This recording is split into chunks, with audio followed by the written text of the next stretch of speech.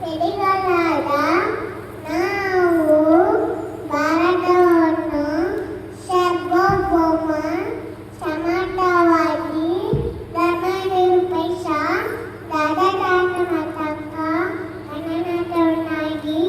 ರೂಪಿಸುವುದಕ್ಕಾಗಿ ಭಾರತದ ಎಲ್ಲ ಕಡೆಗಳಿಗೆ ಸಾಮಾಜಿಕ ಆರ್ಥಿಕ